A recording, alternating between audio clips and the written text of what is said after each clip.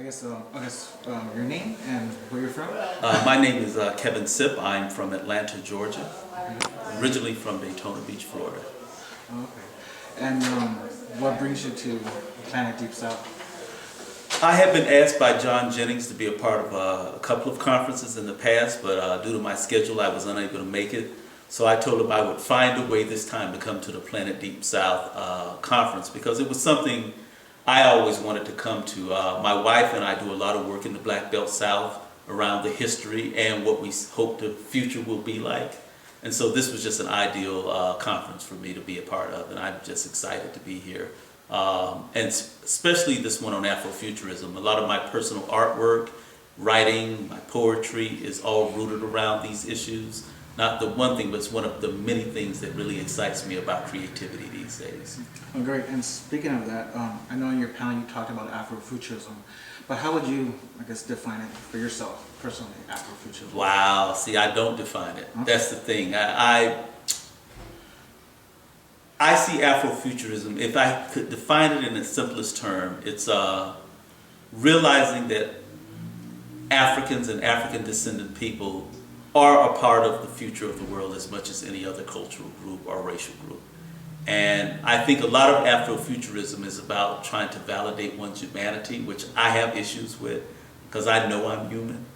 So it becomes to me about how do we dismantle the assumptions around race, because it happens across the board. Black, white, red, yellow, get into specific cultural groups. A lot of people come with baggage and assumption around race in the future. And a lot of the wars that are fought over that idea of the limited space we have on this world and how we're all going to basically make it work together. And I think if we get to that truly holistic space where we understand that we're all in this together, regardless of the constructs of race, we're going to be okay. I think Afrofuturism is just one of the ways in which we dialogue about that future. Great answer.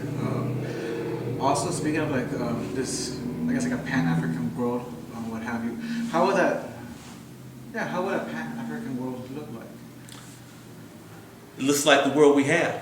Because let's be clear, contemporary humanity as we know it migrated out of Africa at a certain point in time due to climatic changes and structural changes in the world, became Caucasian, as they became Asian, became all these other groups, became Native American. So we're already in a Pan-African world. That's the thing is that where we are is how do we acknowledge the truth of that. DNA is slowly dispelling a lot of the myths around race and culture and who we are in the world. It's pretty much letting us know that we're 99.99999% alike. All the other thing is just climatic dressing. You know, you dress one way because you're in a cold climate and a hot climate. You have these materials on this side of the world. You have those materials on the other side of the world. You're inspired by this flower over here. You're inspired by that flower of the world. And somehow you come up with what's called culture. But at the end of the day, when you strip all that away, we're just human beings. So the Pan-African world already exists. We just don't call it that. And are you going to be here for the entire conference? Unfortunately, no. I'm actually in the midst of setting up an art exhibit in Atlanta, and I took the day off just to come and be a part of this panel, and I'll actually be on a bus going back to Atlanta later today. Well, since this is your only day, how do you think the conference is going? I think it's off to a great start. Every panel that I sat in on I thought was just phenomenal. Just the discussions to be had around creativity, aesthetics, politics, and I'm mad I'm going to miss the other panels because I think they're all going to be very, very informative and very, very transformative. At the end of the day, that's what I look for in the world. Anytime I travel someplace in the world, I want to be informed and transformed. I might come with a little bit of baggage, but I try to come with an open mind, and I try to take in as much as I can, and I try to listen as well as I can to people's experience. And that's what I'm getting here.